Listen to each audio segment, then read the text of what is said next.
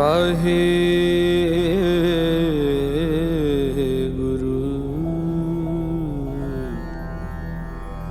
वाहे गुरु वाहे गुरु वाहे वाहे गुरु वाहे। मेरे सारे YouTuber viewers और मेरे साथियों को मेरा नमस्कार और सत श्री अकाल। और जिस जगह मैं अभी खड़ा हूँ गुरुद्वारा नानक लामा साहिब चुंगथांग, जो कि सिलीगुड़ी से 162 किलोमीटर्स नॉर्थ सिक्किम के एंट्रेंस पॉइंट यानी लाचुंग और लाचेंग के मीटिंग पॉइंट पर ये गुरुद्वारा यहाँ पर सुशोभित है, जो कि हम सिखों के प्रथम गुरु गुरु नानक देव जी के याद में ये गुरुद्वारा सुशोभित है। और लगभग सिलीगुड़ी से यहाँ पर पहुँचने के लिए आपको लगभग 5 से 6 घंटे लग जाते हैं, जो फुंग चेक पोस्ट मंगन होते हुए आप यहाँ पर पहुँचते हैं। तो चलिए दिखाते हैं आपको गुरुद्वारे का जो अंदर का जो इंटीरियर है और यहाँ का जो दरबार साहब है, और जानते हैं इस गुरुद्वारे के इतिहास के बारे में। यहाँ के जो प्रमुख जो सेवादार हैं उनसे बातचीत करेंगे और जानेंगे इस गुरुद्वारे का जो इतिहास। यह है गुरुद्वारा नानक लामा चुंगथांग, जो एक यहाँ पर एक शानदार गुरुद्वारा गुरु नानक के नाम पर जो सिखों के प्रथम गुरु थे उनकी याद में ये गुरुद्वारा यहाँ सुशोभित है। जब गुरु नानक जी यहाँ पर अपनी तीसरी उदासी यानी धर्म यात्रा पर यहाँ पर आए थे और यहाँ से गुरुडुंगमार होते हुए तिब्बत की ओर प्रस्थान किए थे।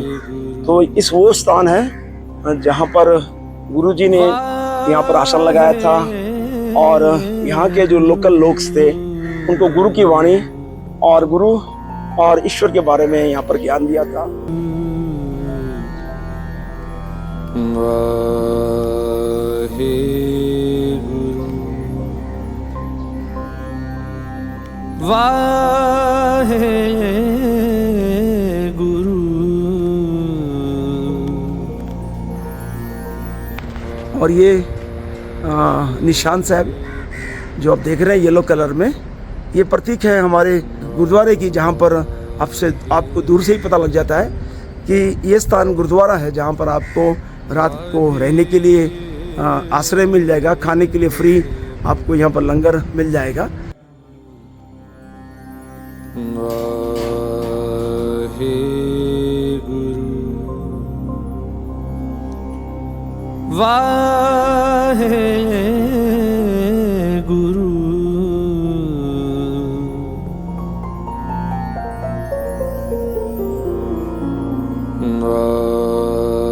वाहे गुरु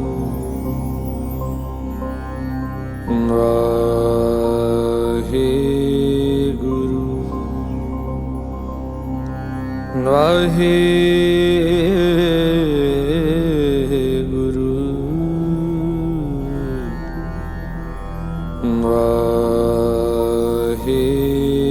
गुरु वाहे गुरु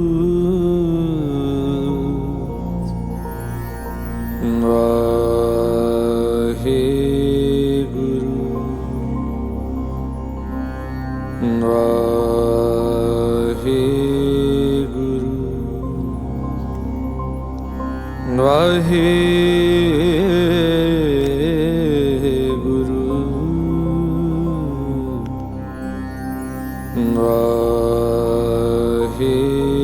गुरु वाहे गुरु वाहे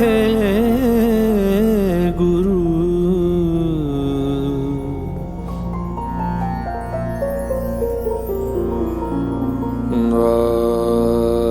वाहे गुरु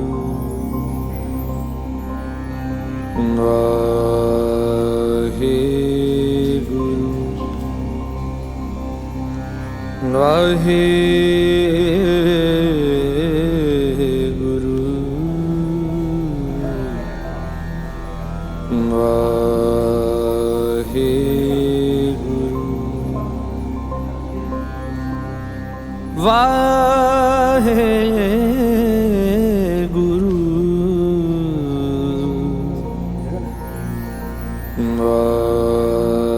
वाहे गुरु वाहे गुरु वाहे गुरु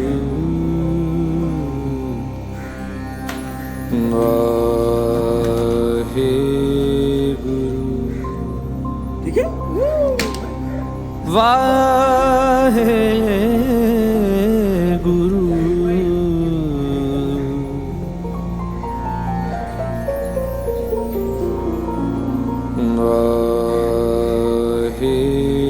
गुरु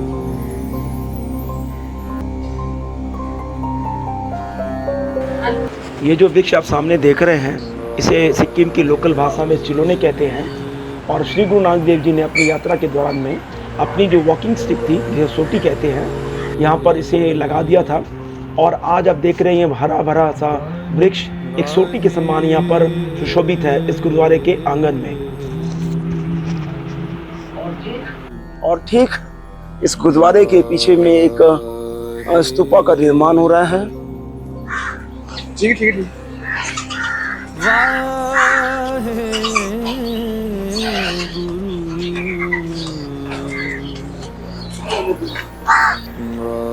गुरु ये स्तूपा यहाँ पर निर्माण हो रहा है।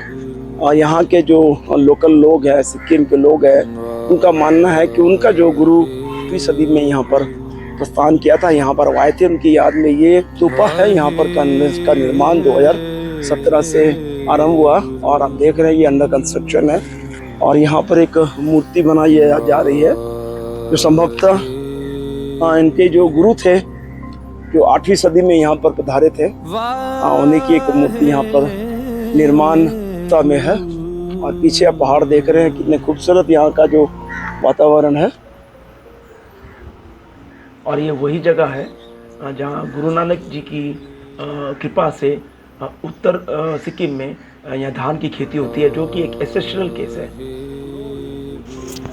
तो दोस्तों, अभी जो हम आपको दिखाने जा रहे हैं, जो इस इनक्लोजर के बीच में आप सारे जो बुद्धिस्ट मोनेस्ट्री के जो यहाँ पर जो स्ट्रक्चर्स देख रहे हैं, ये पहले नहीं हुआ करते थे। जब श्री गुरु नानक देव जी इस जगह पर आए थे तो यहाँ एक बहुत बड़ा राक्षस रहता था। तो उन्होंने गुरुजी पर एक बड़ा सा पत्थर, जो आप अभी अपनी स्क्रीन पे देखेंगे, उस पत्थर को गुरुजी की तरफ में फेंका था। और श्री गुरु नानक देव जी ने अपनी जो छड़ी थी, जिसे सोटी कहते हैं, उस सोटी से उस पत्थर को रोक दिया था।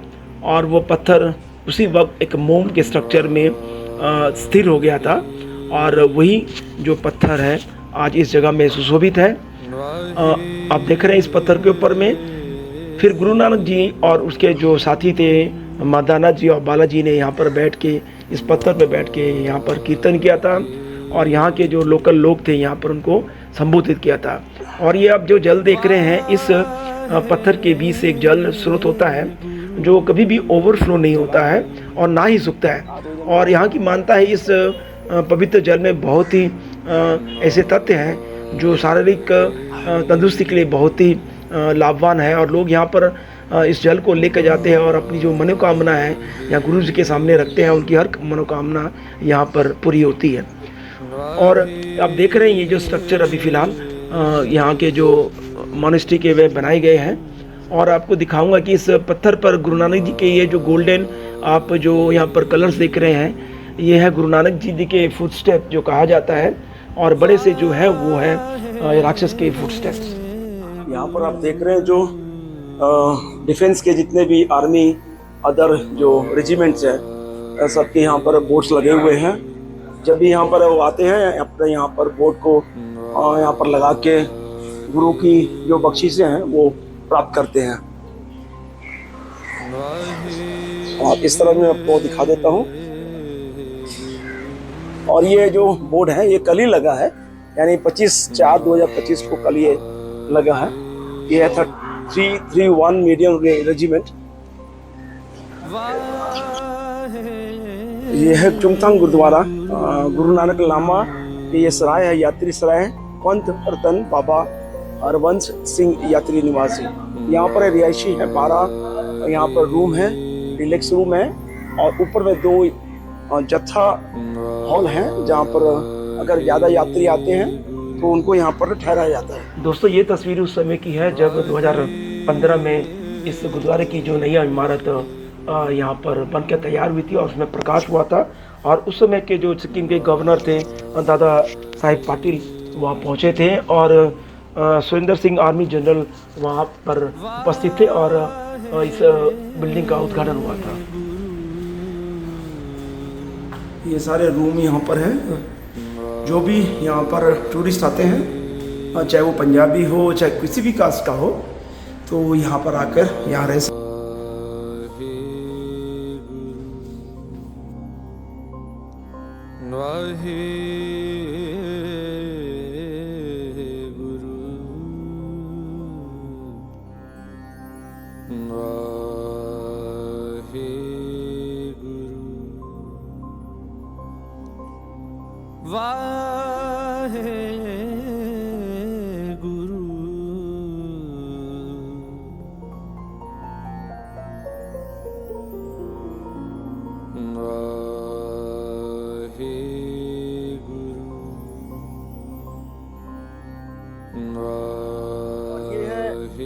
लंगर हॉल, जहाँ पर अंदर में जितने भी यहाँ पर श्रद्धालु आते हैं उनको यहाँ पर प्रसाद छिकाया जाता है। मैं यहाँ दिखा दे रहा हूँ यहाँ कर। वाहे गुरु वाहे गुरु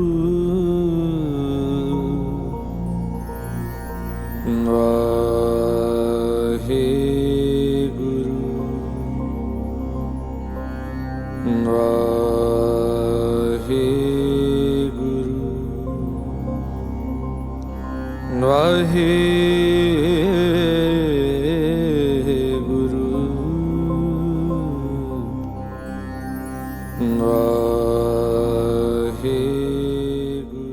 वाहिगुरु जी का खालसा, वाहिगुरु जी की फतेह। मेरे YouTube के व्यूअर्स, मैं इस समय अभी बैठा हूँ चुंगथांग के गुरुद्वारा गुरु नानक लामा में, जहाँ मैंने इस व्लॉग को शूट किया है। और हमारे यहाँ पर मेरे सामने बैठे हुए हैं यहाँ के प्रधान सेवक, जिनसे हम जानेंगे इस गुरुद्वारे के इतिहास के बारे में।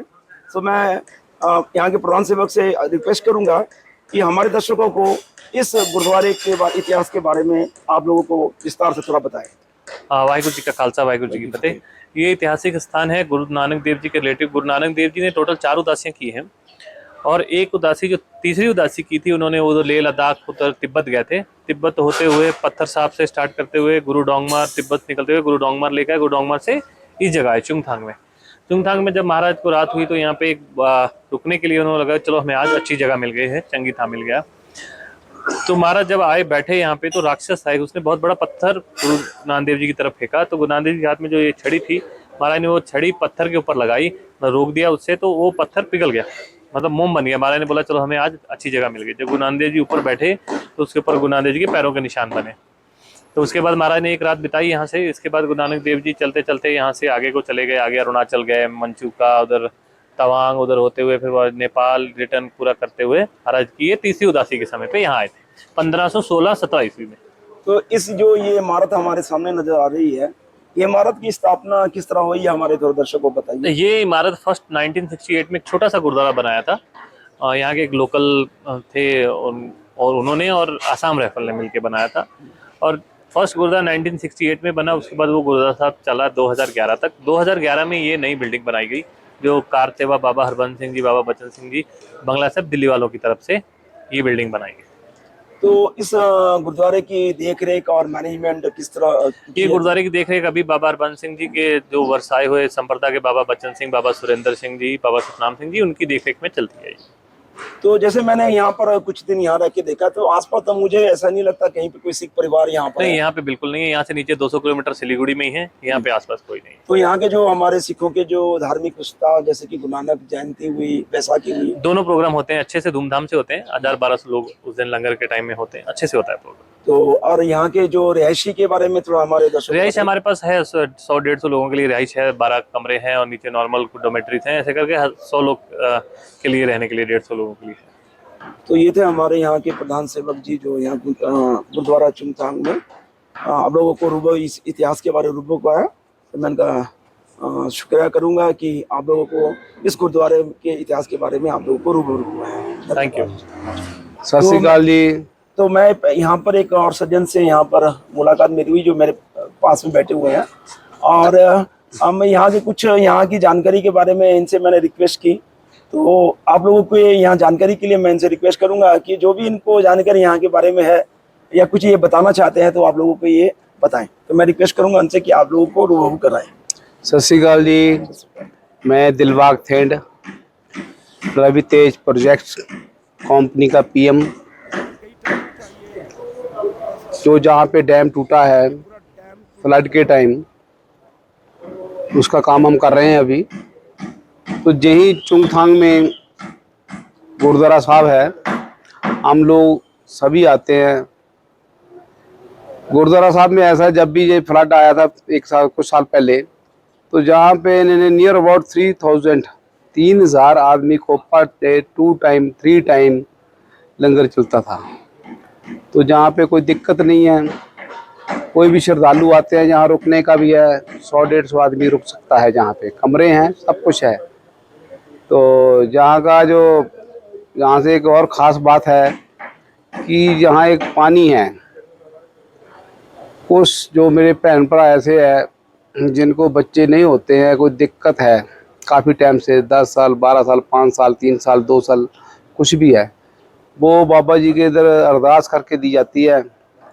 तो मैंने तो खुद जमाया हुआ है, देखा हुआ है, बहुत लोगों का कहना है वो उनकी मनोकामना पूरी हो जाती है वो पानी पीने से। तो मैं तो यही कहूँगा सभी को जो भी जो आता है वो जहाँ ज़रूर आए, चाहे वो घूमने आए चाहे सर्विस करने आए, और जहाँ से मिले तो जहाँ का आशीर्वाद प्रदान करें। सत श्री अकाल। गुरुद्वारे के जो प्रमुख यहाँ सेवक हैं मैं आप सभी लोगों का परिचय कराऊंगा। तो मैं एक एक करके सभी का नाम पूछूंगा और आपसे परिचय होगा। अपना नाम बताइए। अंकित। पूरा नाम दो। भूपेंद्र सिंह ज्ञानी। सुखदेव सिंह जी। अरुण। सुभाष प्रधान। बादल मंत्री। रंजीत सिंह। तो ये देखिए, ये जो सेवादार हैं, मैं यहाँ पिछले 3 दिनों से हूँ और यहाँ पर ये पूरे गुरुद्वारे का जो प्रबंधन है, लंगर है, सेवा है, सभी ये यहाँ बड़े निष्ठा के साथ में करते हैं। और आप भी अगर यहाँ पर आते हैं तो आप लोगों का रूबरू इन्हीं सेवादारों से होगा।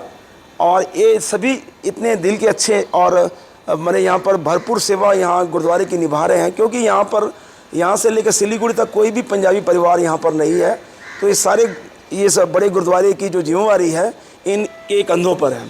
और मैं वाहिगुरु से प्रार्थना करूँगा कि इनको लंबी उम्र प्रदान करे और तंदुरुस्त रखे, ताकि आने वाले जो इतने भी यहाँ के टूरिस्ट हो या दर्शक हो या जो भी ये पर आए, ये लोग भरपूर उनकी सेवा करें, उनकी देखभाल करें और उनका मार्गदर्शन करें। वाहिगुरु जी का खालसा, वाहिगुरु जी की फतेह।